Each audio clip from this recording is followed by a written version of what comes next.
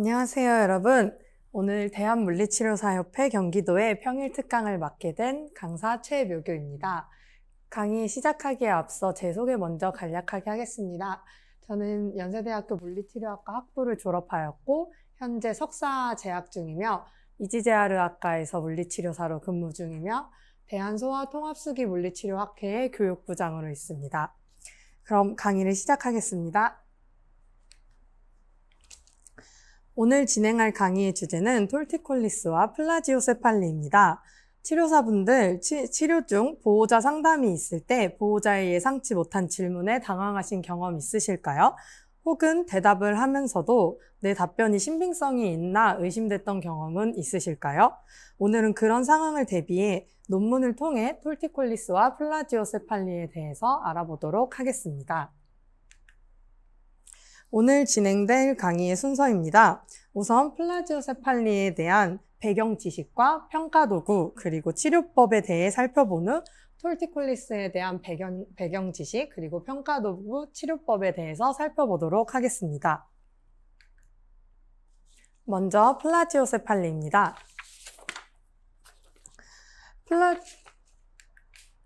플라지오세팔리의 어원을 먼저 살펴보도록 할 텐데요. 플라지오세팔리의 어원은 그리스어로 비스듬하다라는 뜻의 플라지오스, 그리고 머리를 뜻하는 케팔리라는 단어가 합쳐져서 플라지오세팔리, 즉 비스듬한 머리라는 단어가 되었습니다.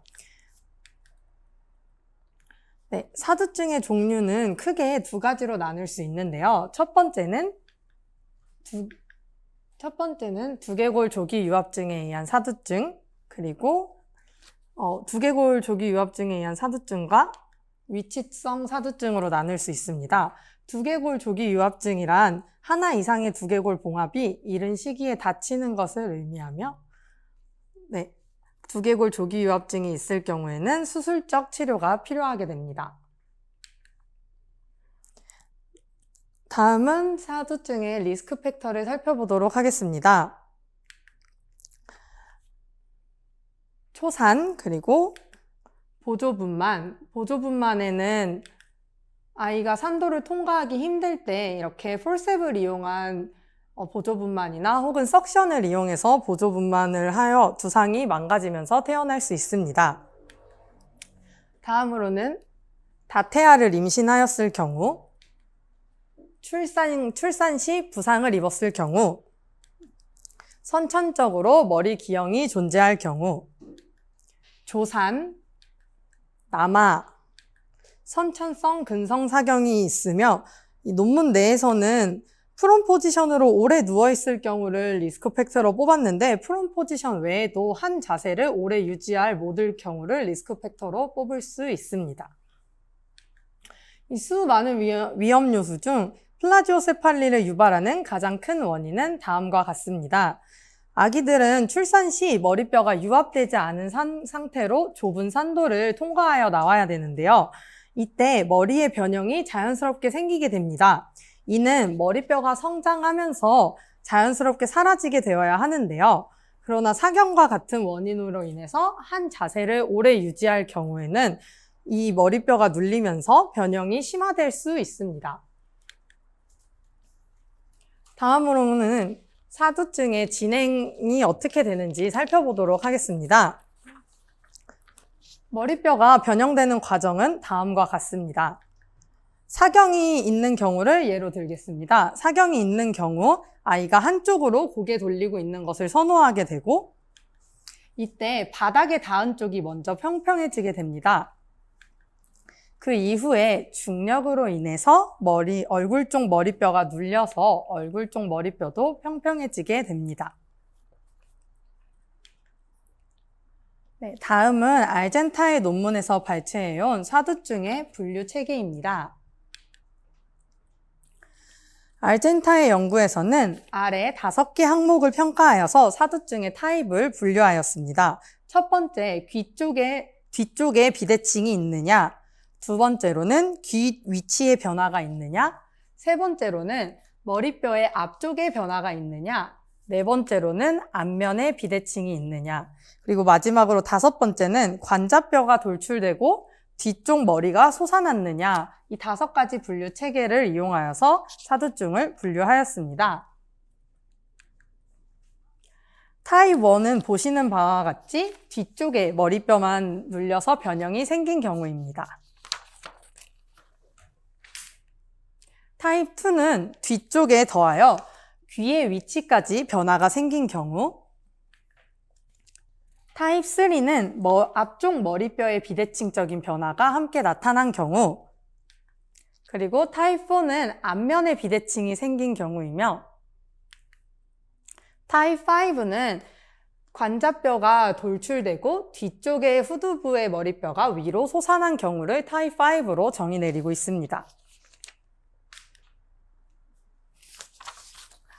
아이들의 두상은 점점 교정을 하게 되면은 교정됨에 따라서 타입 4에서 타입 3, 타입 2, 타입 1을 거치는 순방향으로 바뀌는 경우가 대부분인데요. 특히 4개월 미만의 영아는 6주 이내에 3형에서 1형으로 가는 양상을 보이는 경우가 많습니다.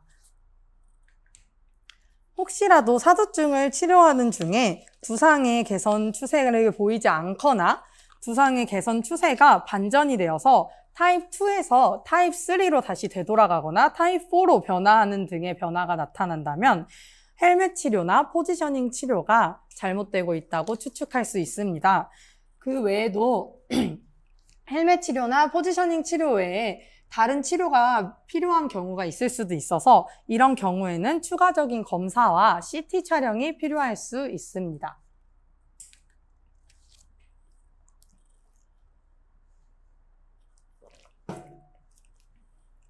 네, 논문 내에 단두증에 대한 분류 체계도 포함되어 있어서 간단히 살펴보고 넘어가도록 하겠습니다. 단두증은 분류할 때 뒤쪽 중앙이 눌렸느냐, 그리고 뒤쪽 머리뼈가 퍼졌느냐, 그리고 앞쪽 관자뼈가 자라고 뒤쪽 머리뼈가 솟아올랐느냐에 따라서 그레이드 1, 그레이드 2, 그레이드 3로 나눠지게 됩니다.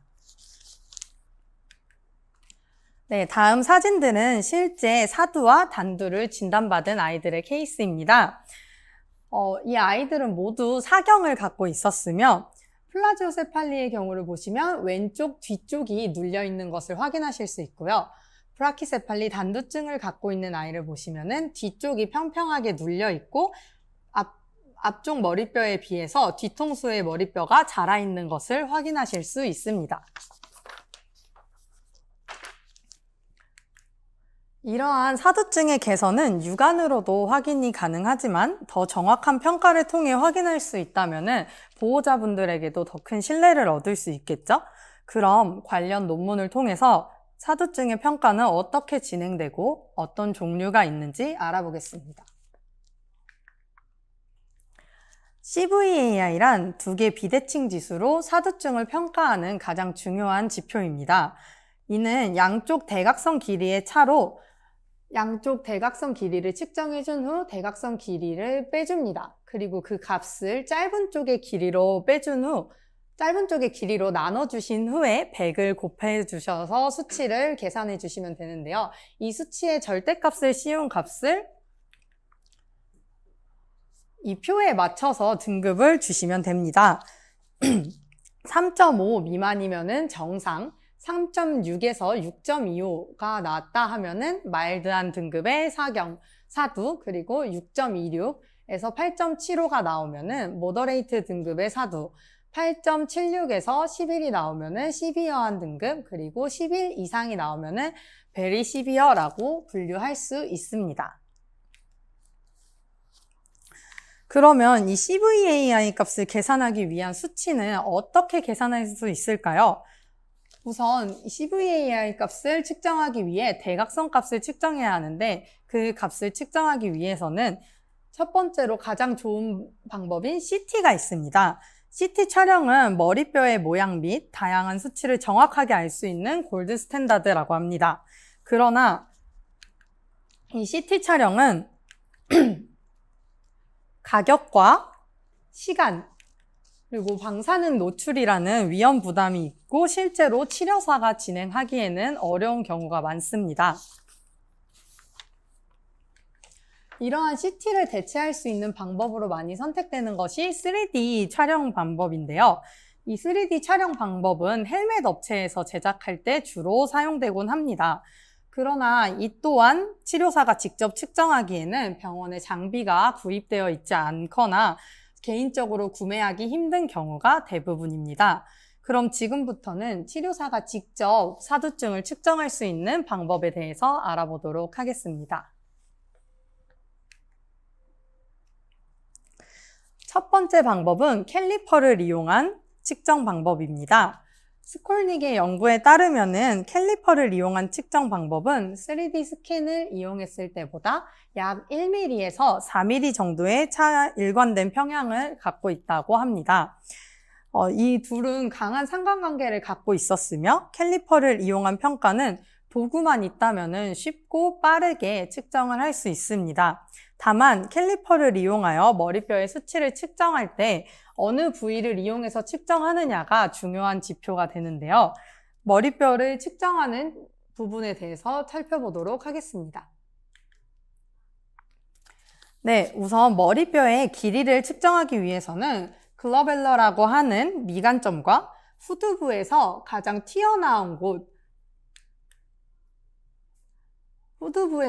튀어나온 곳의 중심인 오피스토크라니온이라고 불려지는 점을 직선으로 연결하여 이 길이를 재게 됩니다. 머리뼈의 넓이는 한쪽 측두점에서 반대측의 측두점을 직선으로 연결하여서 이 거리를 재야 하며, 이때 넓이를 잰 선이 눈썹과 평행할 수 있도록 두 점의 위치를 선정해 주셔야 합니다. 마지막으로 대각선 길이를 측정하는 방법입니다. 대각선의 길이는 프론탈 본의 템포랄 크레스트라고, 이 눈 쪽 위쪽 관자놀이 쪽에 만져보시면은 볼록 솟아나와 있는 선이 있는데요. 이 선의 중심점과 눈썹에 평행한 선을 긋습니다. 이 선을 그었을 때 후두부 쪽에 있는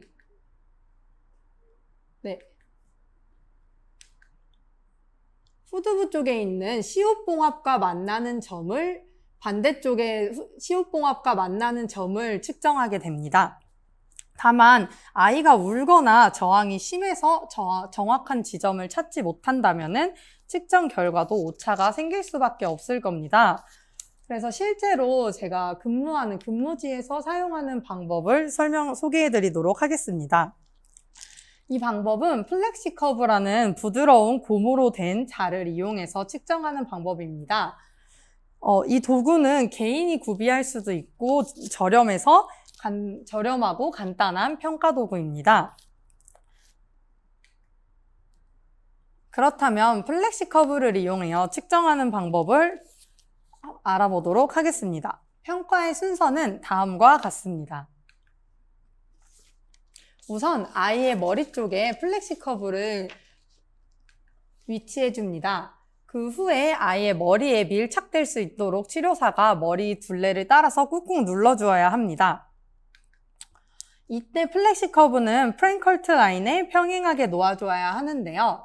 여기서 말하는 플랭커트 라인이라는 안와의 아래쪽과 이 웨이도의 위쪽 점을 연결하는 선이고, 이 선에 평행하게 플렉시커브를 놓아주어야 합니다.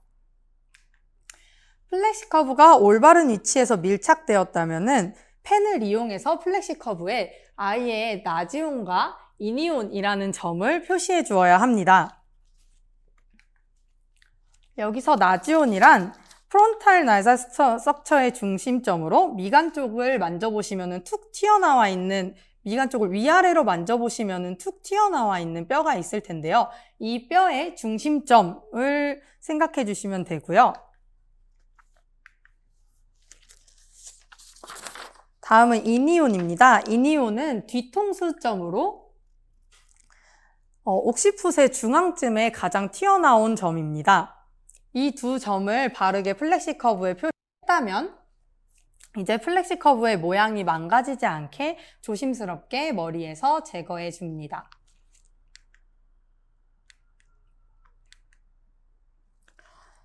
이제 플렉시 커브를 빈 종이에 대고 본을 떠준 후에 기준에 맞게 대각선 길이를 측정해 주시면 됩니다.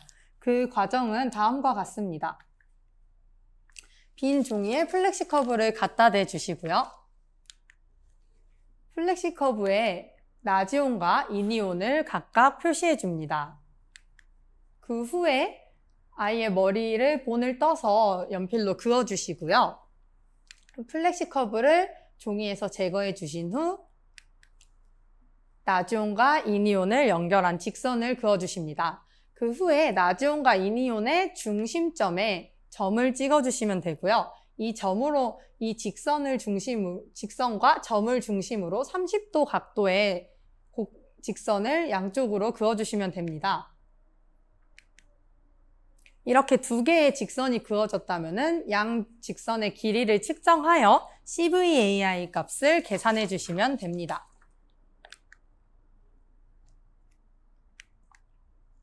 네, 다음으로는 사두증의 치료 방법에 대해서 살펴보도록 하겠습니다.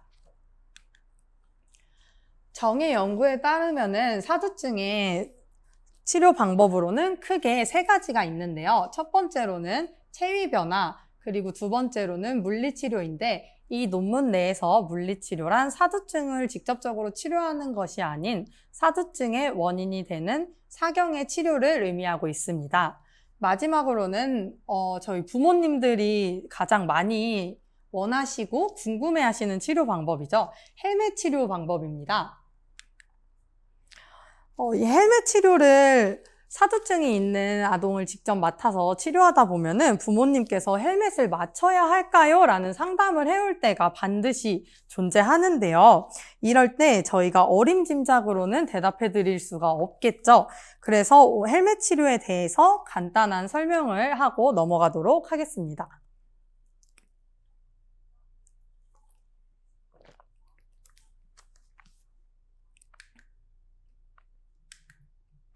네, 앞에 보이는 사진은 헬멧 치료의 원리를 간단하게 보여주는 사진입니다. 아이들의 두개골은 태어난 순간부터 계속해서 성장하게 되는데 헬멧을 이용해서 외력을 가해주면은 헬멧에 닿아 있는 부분은 성장을 억제하고 헬멧이 닿아 있지 않은 부분으로 아이의 머리의 성장을 유도하는 치료 방법입니다.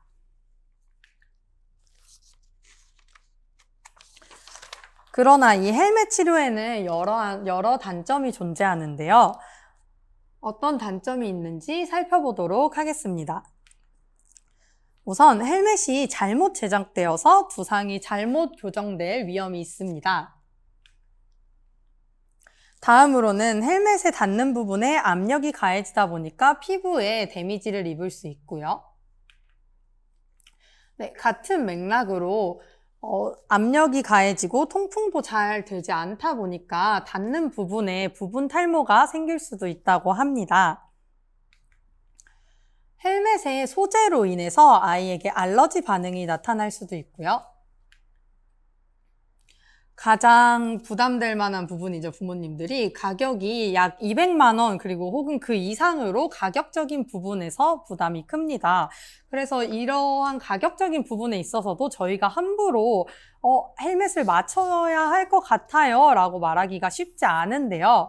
이 헬멧 치료의 기준이 어떻게 되는지 뒤쪽에서 살펴보도록 하겠습니다. 우선 이 논문에 따르면은 아이의 머리뼈 성장의 85%는 12개월 이전에 일어난다고 합니다. 그리고 12개월 이후가 되면은 그 이후부터 24개월 사이에는 머리뼈 성장이 눈에 띄게 감소한다고 합니다. 그리고 18개월 이후부터는 머리뼈에 비대칭이 있을 경우 교정이 굉장히 어렵다고 시사하고 있습니다. 위 내용을 종합해 본다면은 두상 교정이 필요한 애들은 12개월 이전에는 꼭 두상이 교정되어야 하겠구나 라고 추측해 볼 수 있겠죠? 네, 그러면은 정의 논문에서 발췌한 표입니다. 이 표는 연령별 그리고 등급별로 어떤 치료를 권장하는지에 대해 나와 있는데요. 4개월 이전의 아동이 4개월 이전의 아동이 플라지오세팔리를 진단받았을 경우 체위 변경이나 혹은 사경에 대한 물리치료를 통해서 사두증을 교정할 것을 추천하고 있습니다. 그리고 4개월에서 6개월 사이의 아동이 마일드 등급에 속하는 사두증이라면 계속해서 체위 변경법을 하도록 권장됩니다. 다만 이 시기에 시비어한 등급의 플라지오세팔리다라고 결과가 나왔다면 헬멧 치료를 시작하기를 권장하고 있습니다. 마지막으로 6개월 이후에 마일드에서 모더레이트 등급에 속하는 아동이 체위 변경을 하였음에도 차도가 나아지지 않는다면 헬멧 치료를 시작하도록 권장합니다. 이러한 내용들을 기억해 둔 후 보호자에게 헬멧 치료를 언제 시작하면 좋을 것 같아요 라고 얘기해 준다면은 치료사도 더 좋은 신뢰를 쌓을 수 있을 겁니다. 네, 다음은 토티콜리스입니다.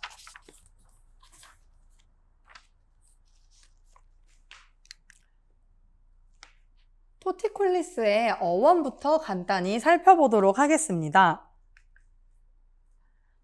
사경은 라틴어로 비틀리다 라는 뜻의 톨러스 그리고 목을 뜻하는 콜럼이 만나서 삐뚤어진 목이라는 뜻의 토티콜리스라는 단어가 되었습니다. 사경에는 굉장히 많은 원인이 존재합니다. 현재 밝혀진 사경의 원인은 약 50가지가 여기 적혀 있는 것 외에도 약 50가지가 넘어가는데요. 그러나 이 중 80%는 머스큘러 톨티콜리스로 SCM 머슬의 단축이나 섬유화 등으로 인해서 나타나게 됩니다. 그럼 SCM의 간단한 해부학을 다시 한번 짚어보고 넘어가도록 하겠습니다. SCM의 오리진은 메니브리엄의 앞쪽과 클레비클의 앞쪽 3분의 1 지점에 앞쪽으로 와서 붙어 있고요. 닿는 곳은 인설션은 마세토이드 프로세스의 바깥쪽 측면과 그리고 옥시피탈 본에 붙어서 위치하게 됩니다. 다음은 사경이 있는 아동에게서 나타날 수 있는 비대칭적인 발달의 모습을 살펴보겠습니다. 네, 지금 화면에 보이는 아동은 사경으로 인해 비정상적인 모습의 내발기기를 하는 것을 확인할 수 있습니다.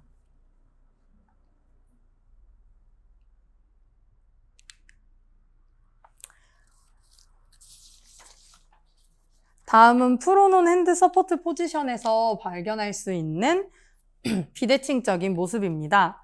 이 사진은 제가 현재 치료하고 있는 아동의 사진인데요. 좌측 사진을 먼저 살펴보면은 트렁크가 우측으로 쏠려 있는 모습을 확인하실 수 있습니다. 사경이 있는 아동들은 주로 사경이 있는 측으로 체중 지지를 하기가 어려워하는데요. 이 아동도 처음 치료를 시작하기 전에는 이 왼쪽 손의 서포트가 트렁크에서 10cm 이상 벗어나 있을 정도로 왼쪽에 체중 지지를 하지 않았습니다. 그러한 결과로 사경 아동들에게서는 이제 핸드 서포트를 하였을 때 핑거 플렉서 머슬의 일롱게이션이 나타나지 않게 돼서 한쪽 손만 주먹을 쥐고 있는 모습 또한 관찰하실 수 있습니다. 다음은 사경 아동에게서 발견할 수 있는 비대칭적인 주름의 모습입니다. 아동들은 주로 사경이 있는 쪽에 목 주름이 더 깊이 보이게 되며 팔에서도 비대칭적인 주름이 보이게 됩니다. 이는 아동이 한쪽을 선호하여 한쪽만 보게 되는 경우가 많은데 영유아에게서 나타나는 ATNR 반사로 인해서 이런 비대칭적인 주름의 모습이 나타나게 됩니다. 마찬가지로 다리에서도 비대칭적인 주름의 모습을 관찰하실 수 있습니다. 네, 다음은 메저먼트 오브 톨티콜리스인데 강의를 시작하기 전에 잠깐 쉬는 시간 가지고 진행하도록 하겠습니다.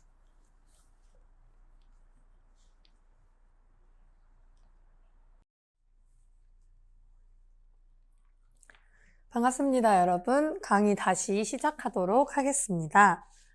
네, 지금 이 강의를 듣고 계신 분들 중에도 사경 아동들을 치료하고 계신 분들이 많으실 텐데요. 사경 아동을 치료할 때 생각보다 각도 평가가 주기적으로 이루어지지 않는 경우가 많습니다. 그러나 치료의 효과를 확인하기 위해서 보다 객관적인 자료를 보호자에게 제공하기 위해서라도 올바른 사경에 대한 평가가 이루어져야 합니다. 첫 번째 평가 도구는 육안으로 측정하는 ROM 리미테이션 스케일입니다. 이 ROM 리미테이션 스케일의 측정 방법은 다음과 같습니다.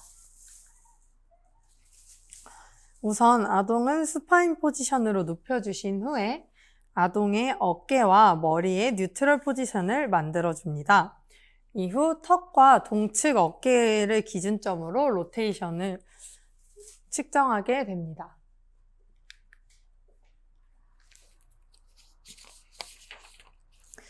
장난감이나 소리 등을 이용해서 아동이 스스로 고개를 돌리도록 한 후 로테이션의 최대치에 도달했다면 치료사가 아동의 머리를 살며시 눌러서 고정시켜 주시면 됩니다.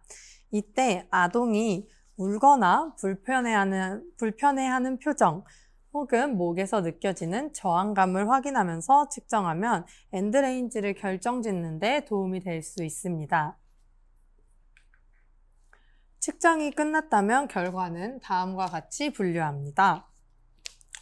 우선 턱이 동측 어깨와 만나게 된다면 풀 ROM으로 기록하며 마일드 리미테이션은 턱이 어깨와는 가깝지만 어깨와 만나지 못하였을 때를 마일드 리미테이션이라고 합니다. 다음으로는 이제 모더레이트 리미테이션입니다. 모더레이트 리미테이션은 턱이 쇄골의 반을 넘어갔지만 어깨와는 가깝지 않을 때를 의미합니다. 그 다음으로는 시비어 리미테이션입니다.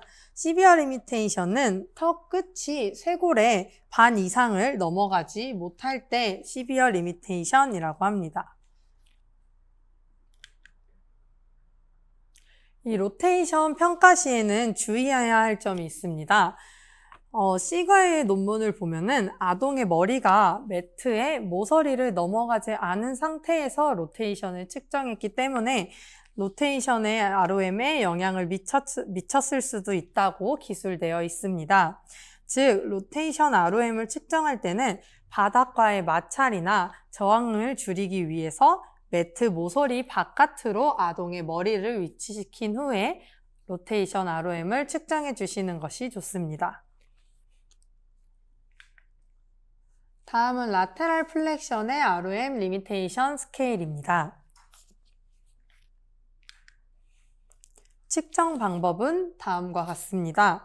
우선 한 손으로 반대쪽 어깨를 잡고 아동이 안정될 때까지 기다려주시면 됩니다. 그 후에 검사자의 손을 아동의 옥시피탈 풋에 갖다 대주시면 되고요. 옥시피탈 본에 위치시켜 주시면 되고요. 어깨의 안정성을 유지하면서 아동의 귀를 동측으로 기울여 주시면 됩니다. 라테랄 플렉션의 정도를 후에 눈으로 관찰해서 기록해 주시면 되는데요. 이 ROM 리미테이션 스케일의 결과는 화면에 보이시는 수평선을 기준으로 귀가 어깨에 닿게 되면은 풀 ROM, 그리고 귀가 45도 이상 넘어가지만 어깨에는 닿지 않는 이 A와 이 중간선 사이에 위치해 있다면은 모더레이트 리미테이션, 그리고 귀가 45도 기준선을 넘어가지만 45도 선을 넘어가고 수직선 사이에 있을 때는 넘어가지 않을 때는 시비어 리미테이션으로 정의하고 있습니다. 다음은 이 평가 도구의 신뢰도를 연구한 결과입니다. 액티브 서비컬 로테이션과 패시브 서비컬 로테이션에 대한 인트라레덜 어그리먼트랑 인터레덜 어그리먼트입니다. 이 릴라이어빌리티 연구를 보시면은 각각 카파 값이 0.72 그리고 0.73, 0.8, 0.83 정도로 매우 높은 신뢰도를 보였습니다. 다만 패시브 라테랄 플렉션의 신뢰도 결과를 보시면은 0.41의 정도로 그리고 0.49의 정도로 로테이션 측정보다 신뢰도가 떨어지는 것을 확인하실 수 있습니다.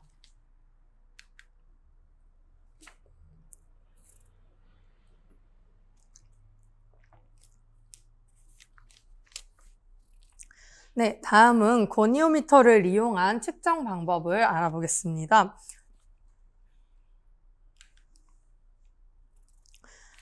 우선 측정 방법은 우선 아동의 로테이션 ROM을 측정하기 위해서 평평한 곳에 아동을 눕혀주시면 됩니다. 후에 그림과 같이 옥시풋의 중앙에 엑시스를 위치하여 주시면 되고요. 바닥면에 고니오미터의 스테이셔너리 암을 위치하여 주시면 됩니다. 그 후 무버블 암은 아동의 코를 기준으로 움직여 주시면 되는데요. 처음 아동을 눕힌 후에 바로 어펙티드 사이드를 측정하게 되면 아동의 저항이 클 수 있으니 논 어펙티드 사이드를 먼저 측정해 준 후 어펙티드 사이드를 측정하도록 합니다.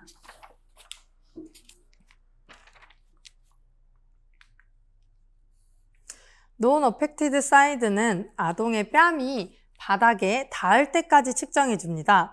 이 값은 약 70도에서 80도 정도로 기록되었는데요. 아동의 볼살이 어느 정도 있느냐에 따라서 풀 ROM 측정에 영향을 미칠 수 있습니다. 논 어펙티드 사이드의 측정이 끝났다면 어펙티드 사이드의 측정을 시작하게 되는데 로테이션 중 아동의 어깨가 바닥에서 떨어지는 지점이 생긴다면 그 지점 직전까지에서 측정을 종료하여 주신 후 ROM을 기록하여 주시면 됩니다. 네, 다음 좌측 사진은 라테랄 플렉션의 각도를 측정하기 위해 직접 제작한 도구입니다. 매트 위에 수평선과 수직선을 각각 그어주고 10도 단위로 각도 측정을 위한 선을 그어준 건데요. 이 매트는 제작이 매우 쉽다는 장점을 가지고 있습니다. 그럼 라테랄 플렉션의 측정 방법은 어떻게 되는지 살펴보도록 하겠습니다. 라테랄 플렉션의 측정 방법은 다음과 같습니다. 로테이션과 마찬가지로 아동의 불편감을 줄여주기 위해서 논 어펙티드 사이드의 ROM을 먼저 측정하여 줍니다. 이때 아동의 귀와 어깨가 만나는 점에서 측정을 종료하였으며 그 값은 약 60도 정도로 기록되었습니다. 이 값도 마찬가지로 아동의 뺨의 두께가 각도에 영향을 미칠 수 있다고 하였습니다. 논 어펙티드 사이드의 측정이 끝나면 같은 방법으로 어펙티드 사이드의 측정을 시작합니다. 이때 아동의 움직임이나 저항으로 인해서 정확한 각도 측정이 불가능한 경우 인접한 각도 사이의 중간값을 평균을 내어서 사용합니다. 여기서 바로 이 매트를 이용한 고니오미터 측정법의 한계점을 발견할 수 있는데 바로 10도 단위로 기록을 해놨기 때문에 그 사이의 값을 정확하게 측정하는 것은 불가능하다는 것입니다.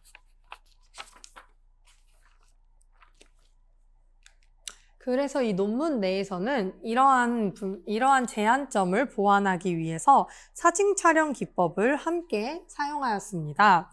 모든 측정이 이루어질 때 사진 촬영이 동시에 이루어졌으며 사진 촬영 후에 측정을 위해서 아동의 코와 코의 위쪽에 있는 이마점에 마커를 부착한 후에 촬영이 진행되었습니다.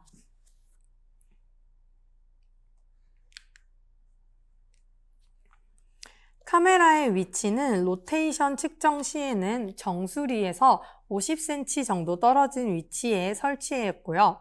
라테랄 플렉션 측정 시에는 지면에서 80cm 떨어진 위치에서 촬영하였습니다. 촬영 후 편집으로 고니오미터를 제거하고 각도기를 이용해서 직접 각도 측정을 하였으며 이 방법이 고니오미터만 사용하였을 때의 오차를 줄이는 데 효과적이라고 서술하고 있습니다.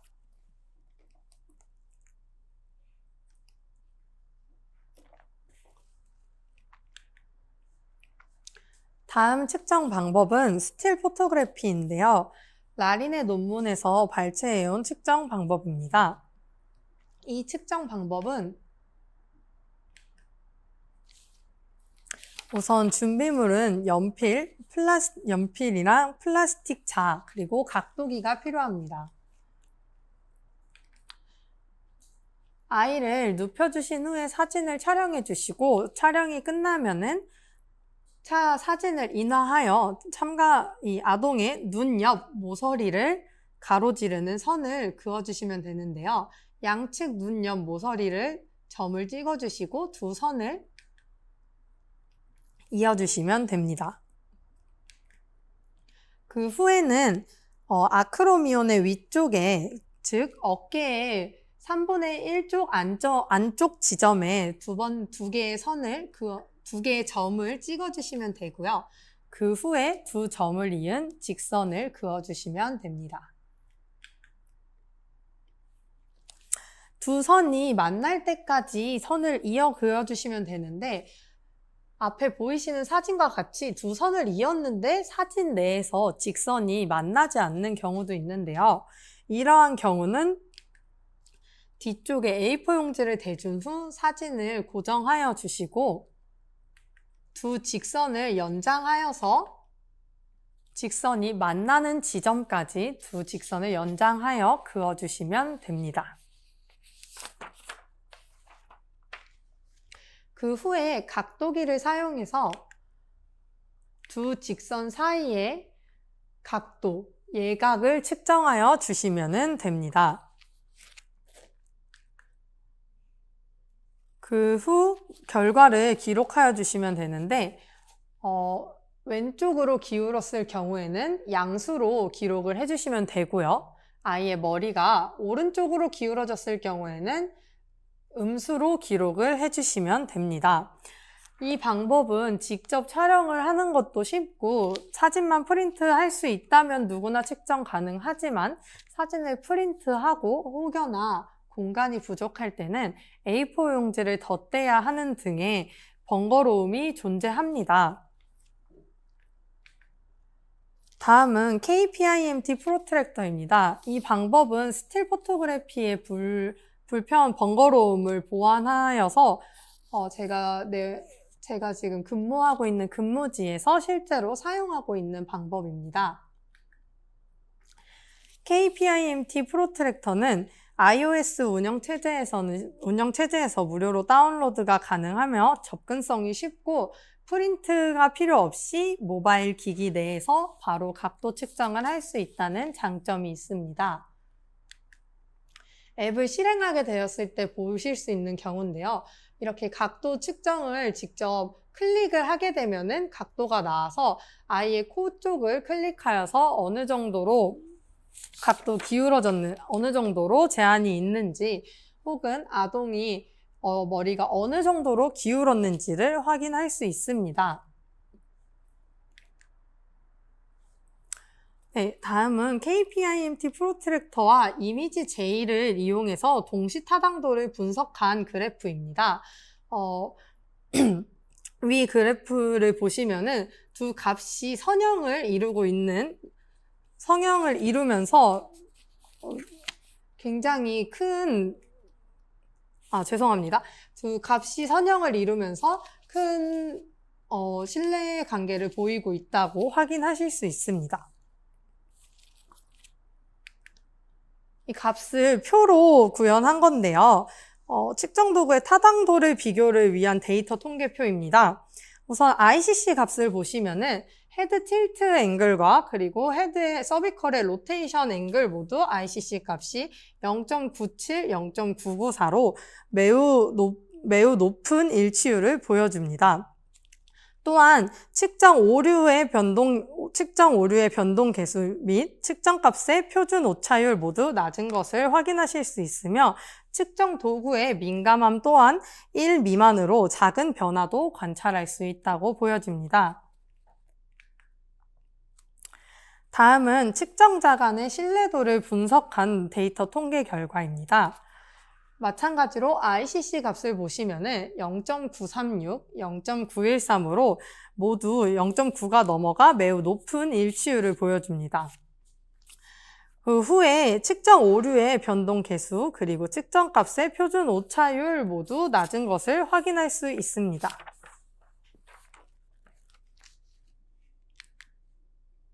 다음은 머슬 펑션 스케일로 아동의 CMT가 있는 아동의 라테럴 플렉서 기능에 불균형이 있을 때 이를 측정하기 위한 방법인데요. 측정 방법은 다음과 같습니다. 거울 앞에서 아동을 바로 세워주신 후에 서서히 수평으로 기울여 주십니다. 이때 아동의 머리 기울기를 확인하여서 점수를 부여해 주시면 됩니다.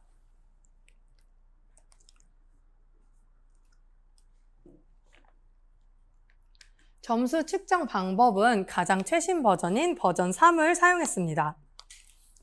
아이의 머리가 수평선보다 아래에 존재한다면 0점을 주시면 되고요. 사진상에 여기 보이는 선을 기준으로 삼아주시면 됩니다. 저 선보다 머리가 아래에 떨어져 있다 해주시면 0점. 아이의 머리가 수평선과 일치한다면 1점. 아이의 머리가 0도에서 15도 사이라면 2점. 머리의 위치가 15도에서 45도 사이라면 3점입니다. 논문에 탑재된 평가표를 제가 그대로 가져와서 보여드리는데 여기 문장에는 10도라 10도 이상일 경우에 점수를 부여한다고 쓰여져 있는데 이 점을 부여할 때 기준이 15도였기에 숫자에 적혀 있는 15도를 기준으로 말씀드립니다. 왜 45도에서 75도가 된다면은 4점, 75도 이상 머리를 세울 수 있다면은 5점을 부여해 주시면 됩니다. 방금 MFS 스케일을 MFS를 제가 버전 3을 보여드렸다고 했는데 이 MFS는 버전 1, 2, 3이 모두 존재합니다. 버전 1은 정확한 각도 없이 육안으로 점수를 부여하였고 버전 2는 0점, 1점, 2점은 각각 육안으로 그리고 3점과 4점은 45도를 기준으로 삼아서 점수를 부여하였습니다. 그리고 버전 3은 방금 살펴보신 바와 같이 0점에서 5점까지 모든 점수를 각도로 세분화하여서 점수를 부여하였습니다. 이 연구 논문 내에서는 버전 2와 버전 3을 사용하는 두 측정 그룹으로 나눠서 두 그룹 간의 측정 결과의 차이가 있는지를 확인하였습니다.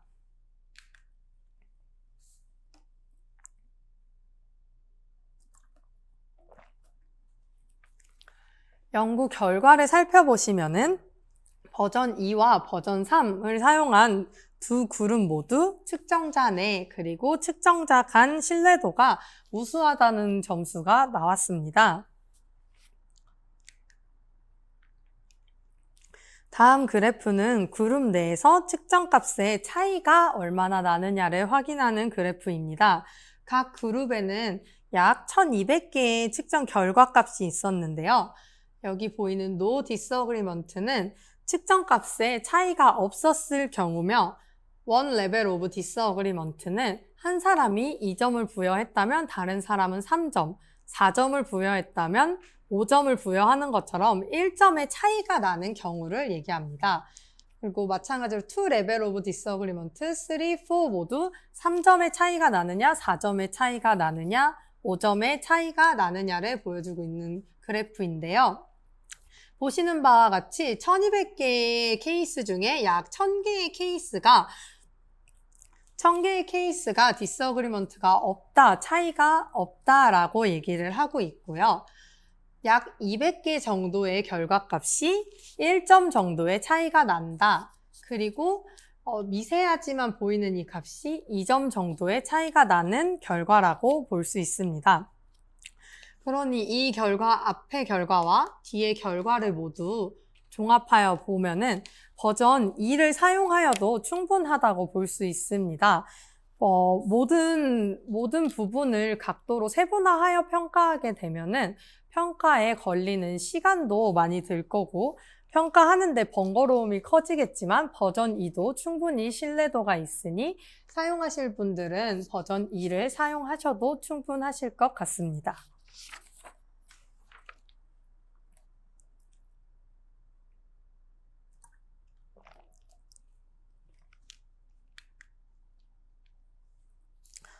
다음은 사경의 치료법에 대해서 살펴보도록 하겠습니다. 치료법에 관한 논문은 굉장히 많이 출시되어 있습니다. 다만 저희가 이 자리에서 모든 논문을 살펴볼 수는 없기에 체계적 고찰 논문을 한 편 선정해서 논문 내의 선정 기준에 맞았던 논문들을 위주로 살펴보도록 하겠습니다. 제가 참고한 체계적 고찰 논문의 제목은 Effectiveness of Treatment of Physiotherapy in the Congenital Muscular Torticollis입니다. 논문 내에서 선정된 논문 중 제외 기준을 모두 거친 후에 선정된 논문들은 보이시는 것과 같이 6개의 논문인데요. 이 한 논문은 제가 읽어봤을 때 선정 기준을 사두증이 있는 아이로만 제한하였기 때문에 제외하고 살펴보도록 하겠습니다. 네, 첫 번째 논문입니다. 첫 번째로 살펴볼 논문은 Management of Infants with Congenital Muscular Torticollis입니다.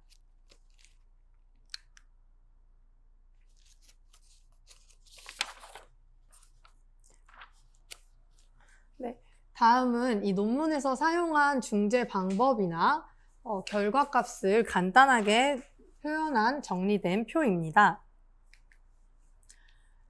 저희는 어찌됐건 사경 아동들을 치료하여야 되는 치료사여서 논문 중에서 인터벤션 위주로 오늘 살펴보도록 하겠습니다. 이 논문에서 사용한 중재 방법은 5에서 7분가량 마사지를 적용하였으며 그 후에 혈류량을 증가시키기 위해 스트레칭 후 아동의 목을 스트레칭 해준 후 스트레칭 끝 범위에서 10에서 30초 정도 유지하는 방법을 10회 정도 반복하였습니다. 중재는 주에 5번씩 3주 동안 적용되었습니다. 네, 이 논문에서 사용한 마사지 방법을 간단하게 보여드리기 위해서 가져왔는데요.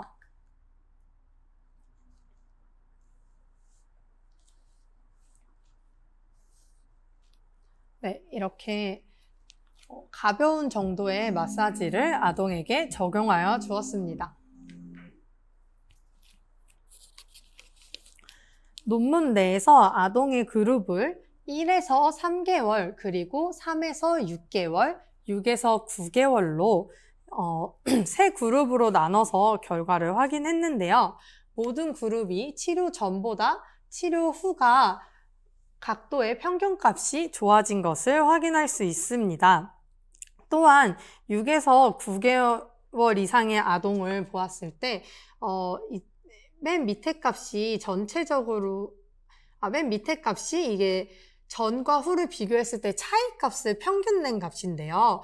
모든 아동들이 평균 값에 가까웠지만 6에서 9개월의 아동들의 차이 값이 평균값에 훨씬 못 미치는 것을 확인할 수 있습니다. 이는 치료를 6개월 이전에는 시전하는 것이 더 좋은 결과를 가져올 수 있다는 점을 시사합니다. 네, 다음은 Factors related to the treatment duration of infant with congenital muscular torticollis라는 논문에서 발췌해온 표입니다.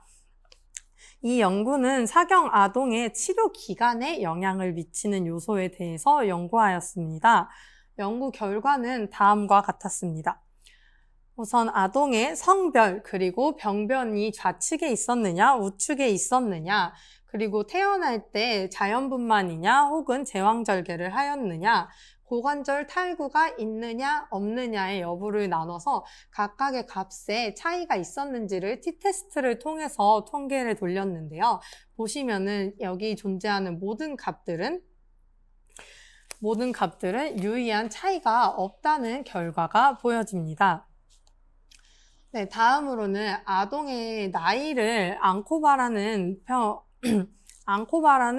통계를 돌려서 측정한 결과인데요. 아동의 나이가 치료 기간에 영향을 미친다라는 결과가 나왔으며 이 영향을 미칠 때 아동의 나이가 그럼 언제 치료를 시작하는 것을 가장 영향을 미치냐 보았을 때 3개월 이전에 치료를 시작하는 것이 치료 기간에 크게 영향을 미칠 수 있다고 논문 내에서 시사하고 있습니다.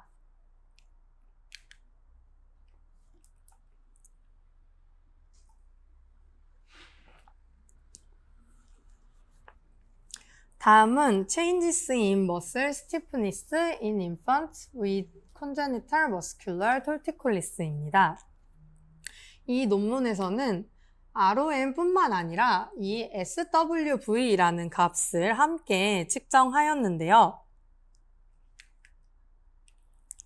SWV란 음파를 아동의 목 쪽에 쏴준 후에 그 음파가 방사되는 방사력을 측정하여서 아동의 SCM의 경직도의 변화를 확인할 수 있는 평가 도구입니다.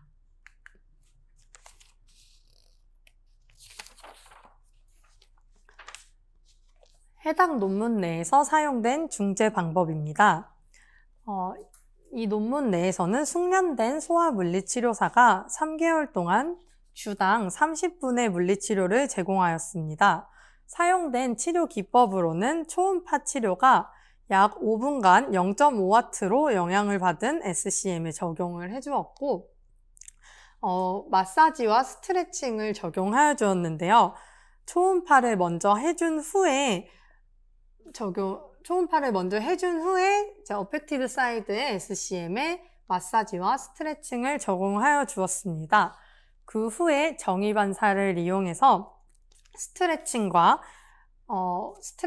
강화가 함께 일어날 수 있도록 운동을 진행하여 주었으며 부모 교육을 통해서 집에서 스트레칭과 근력 강화 운동을 하도록 교육을 진행하였습니다.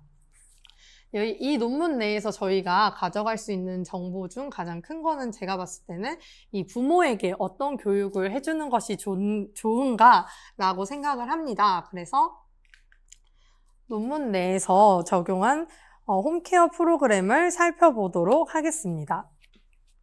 우선 부모에게 의자에 앉아있는 시간이나 카시트에 앉아있는 시간을 줄여달라고 부탁하였습니다. 그리고 한쪽 방향으로 자지 않게 양쪽 방향으로 모두 왔다 갔다 하면서 잘 수 있게 해달라고 요청하였습니다. 그리고 터미타임을 부모의 감독 하에 올바른 자세로 할 수 있도록 해달라고 부탁을 하였으며 항상 어펙티드 사이드의 시각이나 청각적 자료를 제공해서 그쪽으로 고개를 돌리고 있을 수 있게 부탁을 했습니다. 그리고 수유 시에도 어펙티드 사이드 쪽으로 고개를 돌릴 수 있게 해달라고 부탁을 드렸습니다. 네, 만약에 아이가 정위반사가 가능한 개월수면은 정위반사를 시켜달라고 부탁을 하였고, 정위반사가 나타나기 전이라면은 로테이션을 할 수 있게 유도해달라고 부탁을 드렸습니다. 그 후에는 이제 보호자에게 안내된 스트레칭 방법입니다.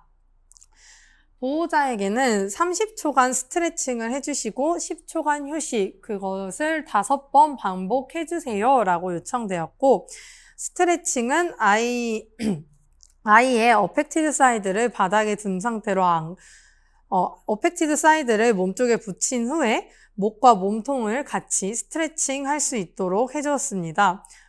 지금 사진이 없어서 헷갈리실 수 있는데 아동을 옆으로 눕혀주신 후에 아동이 어펙티드 사이드가 바닥으로 올 수 있게 해주시고요. 이렇게 안아주시고 목 쪽을 스트레칭 할 수 있도록 해줬고요. 네, 그런 식으로 스트레칭을 해달라고 부탁이 드렸고, 스트레칭을 스트레칭을 언제 해야 되느냐는 아동이 기저귀를 갈 때마다 스트레칭이나 운동을 시켜주세요 라고 안내가 되었습니다. 치료를 하다 보면은 제 보호자분들께 저희가 스트레칭 그리고 운동 많이 시켜주세요 라고 요청을 하는데 보호자분들이 그럼 이 스트레칭은 얼마나 해야 되는 거예요? 라고 물어보는 경우가 되게 많은데요. 논문을 보시면은 기저귀를 갈 때마다 라고 되어 있는데 이게 부모님들한테 하루에 10번은 해주세요 라고 하면은 부모님들이 이제 집에서 다른 일도 하는 것도 있고 하다 보니까 미루다가 스트레칭 하는 것을 잊어버리거나 요청 드린 것보다 더 적게 하는 경우가 많습니다. 그러나 이렇게 기저귀를 갈아주세요 라는 정확한 시점을 저희가 얘기를 해드리면은 기저귀를 갈 때마다 스트레칭 해야 되는구나 라고 떠올리실 수 있고 스트레칭을 까먹고 안 하고 지나가는 것을 예방할 수 있다고 생각됩니다. 다음은 실험 후 결과입니다. 치료를 받고 3개월 후에 아동의 SCM 두께 차이는 여전히 두께 차이의 변화가 있었습니다. 그 두께 차이의 값의 변화를 보시면은 시작할 때 어펙티드 사이드의 값이 평균적으로 15 정도 되었고 3개월 뒤에는 11로 감소가 된 것을 확인할 수 있고요. 그리고 논 어펙티드 사이드를 보시면은 5.76에서 6.61로 두께가 증가한 것을 확인하실 수 있습니다. 그리고 서비컬 로테이션 ROM 그리고 서비컬 라테럴 플렉션의 ROM은 모두 모두 증가하였고 이는 유의한 차이를 보여준다고 통계에서 보여지고 있습니다. 그리고 SWV가 유의하게 감소한 것을 확인하실 수 있는데 이는 SCM의 두께 차이보다 SWV의 차이, 즉 SCM의 경도가 얼마나 되느냐가 ROM 향상과 더 밀접한 관계를 갖고 있다는 점을 시사하고 있습니다.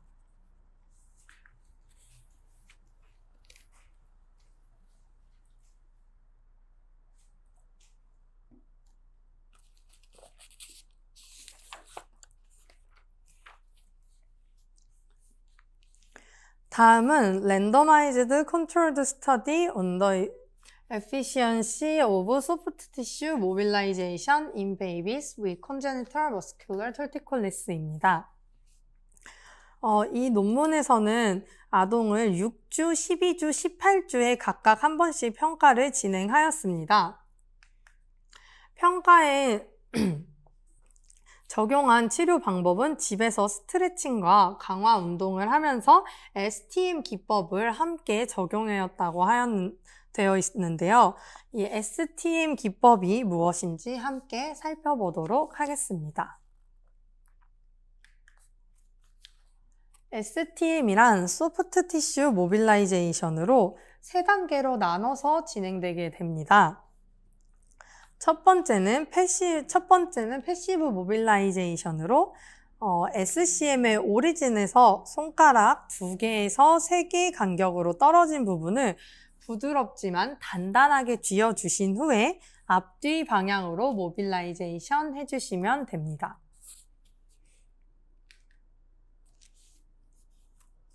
두 번째 단계는 모빌라이제이션 with 스트레칭으로 치료사는 근육을 잡고 유지한 상태에서 스트레칭을 함께 진행하여 주시면 되는데요. 스트레칭 후 자세를 유지한 다음에 끝 범위에서 근육을 전방에서 후방 방향으로 움직여 주시면 됩니다.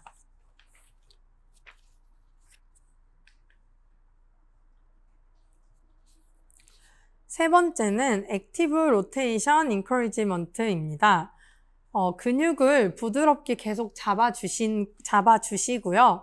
아기에게 색이 있는 장난감이나 소리가 나는 장난감을 제공하여서 아동의 시선을 끌면서 스스로 고개를 로테이션 할 수 있도록 해줍니다. 네, 이 실험 결과표입니다. 실험 결과표를 확인해 주시면은 헤드의 틸트와 넥 로테이션에서 진한 글씨가 되어 있는 것을 확인해 주실 수 있는데, 이 실험 결과 6주 차에는 이 차이가 컨트롤 그룹과 스터디 그룹의 차이가 크지만 마지막 4번을 보시면은 18주 차에는 그 차이가 감소해서 양 그룹의 차이가 없다는 것을 확인하실 수 있습니다. 네, 이 결과표를 통해서 STM을 적용하면은 6주 내에는 빠른 효과를 볼 수 있다는 것을 확인하실 수 있습니다.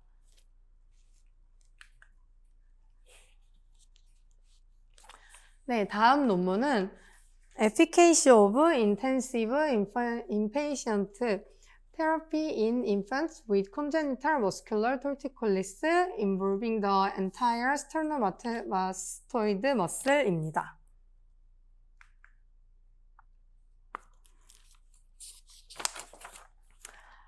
이 논문에서 사용한 중재 방법은 5분간의 초음파를 적용하여 주었고요. 그 후에 20분간 물리치료를 적용해 주었습니다. 그 후에 20분간의 미세전류 치료를 적용하여 주었습니다. 이 치료 방법을 3가지 그룹에 나눠서 모두 같은 치료 방법을 적용하여 주었는데요. 이 그룹은 치료를 어떻게 받았느냐에 따라서 나뉘게 됩니다. 그룹 1은 외래 치료를 주에 3번씩 4주 동안 받았습니다. 그리고 두 번째 그룹은 하루에 2번씩 일주일 동안 입원하여서 치료를 받았고, 그룹 3은 하루에 2번씩 2주 동안 입원해서 치료를 받았습니다. 그룹 2와 그룹 3은 입원 생활이 끝난 후에 집에서 계속해서 스트레칭과 강화 운동을 하도록 교육하였습니다.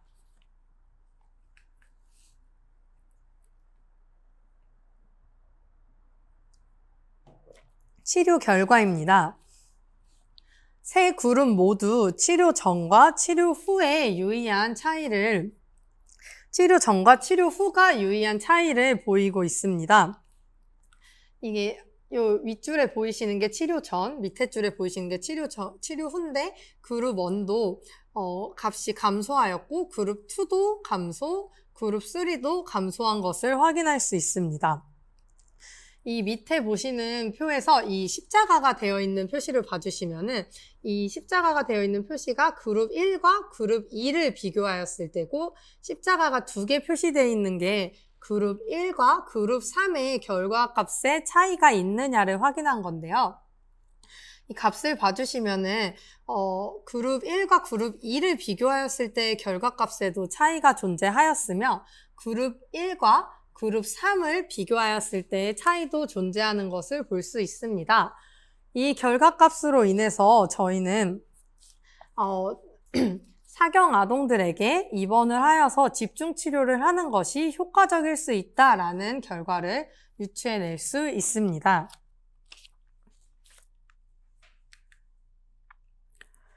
다음 논문은 Effect of physical therapy intervention on thickness and ratio of the sternomastoid muscle and head rotation angle in infants with congenital muscular torticollis입니다.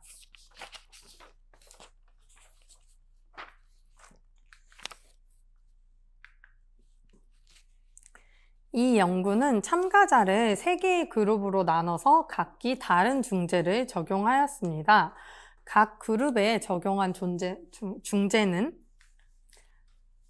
다음과 같습니다. 첫 번째 중재입니다. 아동에게 자세 유지와 시선 추적, 그리고 반사 등의 능동적 또는 능동 보조 운동을 사용하였습니다. 아동의 목 근육 활성화와 강화를 위해 다양한 자세에서 자극을 제공하였으며 능동적인 움직임을 가질 수 있도록 치료를 적용하였습니다. 네, 그룹 1에는 이제 이렇게 라이팅 리액션을 이용해서 능동 운동을 할 수 있도록 해주었고요. 두 번째 그룹에는 수동 스트레칭을 적용하였습니다. 치료사가 누운 상태에 있는 아동에게 SCM, 단축된 쪽의 SCM을 천천히 옆으로 플렉션 해주고 회전하는 스트레칭을 한 번에 10초씩 유지해 주면서 10회에서 20회 사이로 반복하였습니다. 세 번째 그룹에는 초음파만을 적용하였습니다. 치료용 초음파를 30분 동안 SCM에 적용하였습니다.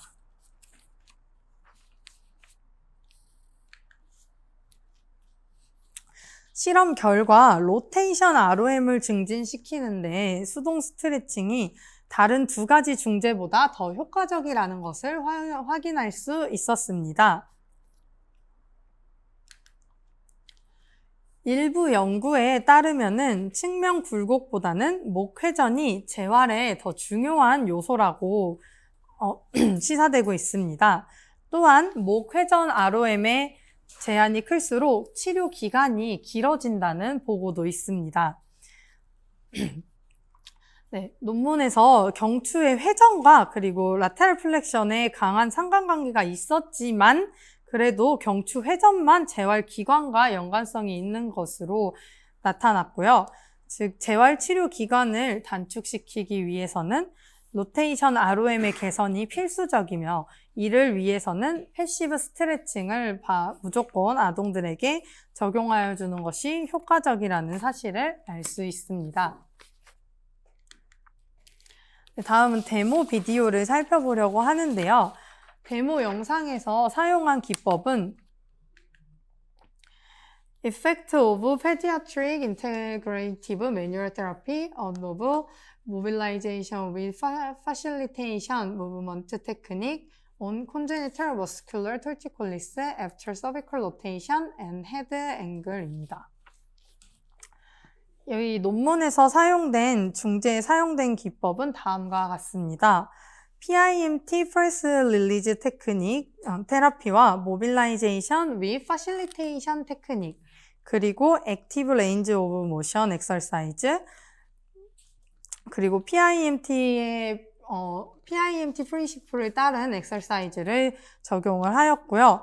소프트 티슈 모빌라이제이션을 적용하여 주었으며 부모에게 홈케어 프로그램을 교육하였습니다. 그럼 데모 영상 같이 확인해 보도록 하겠습니다.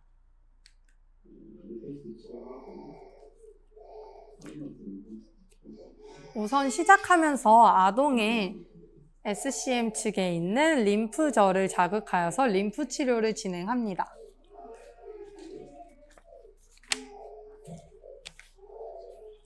데모 영상이 약 5분 정도 됩니다. 치료의 전반적인 부분 같이 봐주시면 될 것 같습니다.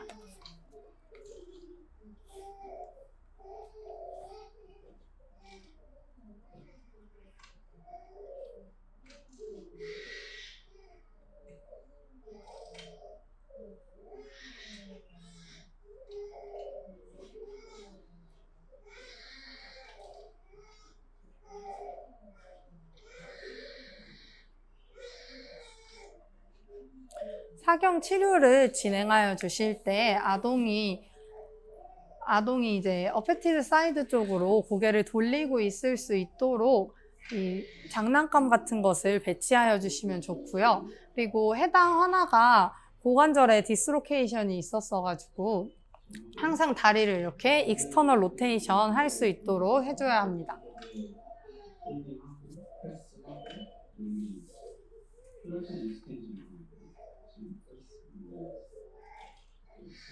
네, 아동의 SCM 머슬을 자극하여 주신 후 릴리즈 해주면서 아동의 머리를 같이 패시브 스트레칭 해주시면 됩니다.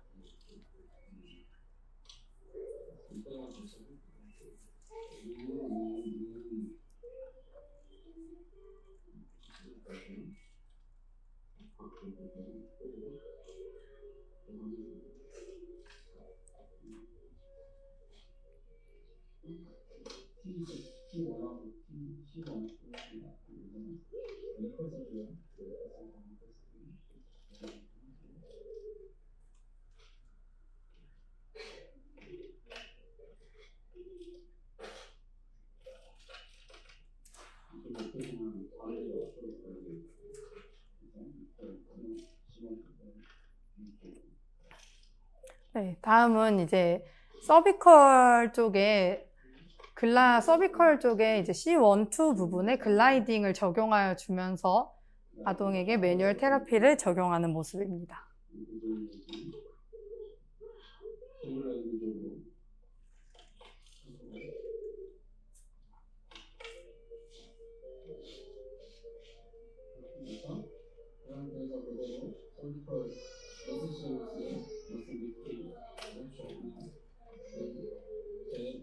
네.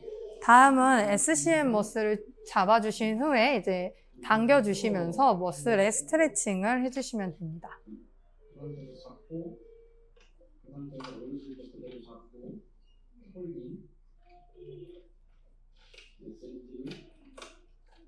네. 근육을 잡고 홀딩해주면서 이전에 발표했던 STM 기법을 적용하고 있습니다.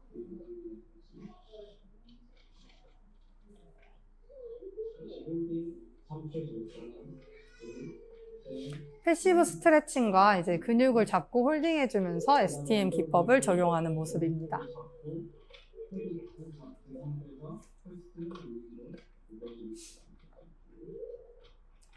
네, 다음은 모빌라이제이션 위 파실리테이션 테크닉으로 아동의 SCM을 자극해주면서 스트레칭, 모빌라이제이션을 함께 적용해주는 모습입니다.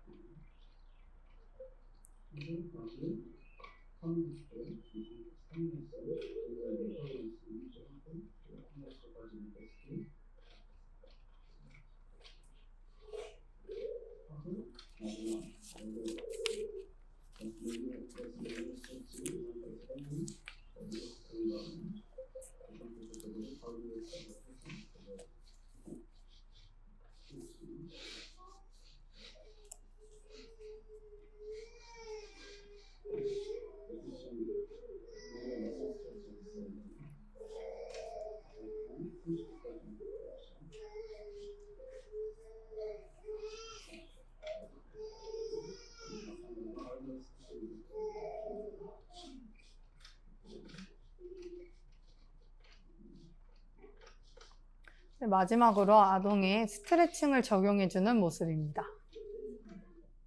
이러한 프로토콜을 사용해서 30분 동안 치료를 진행하고 있습니다. 네, 강의에 마치기 전에 강의 자료 관련해서 안내 드릴 게 하나 있는데요.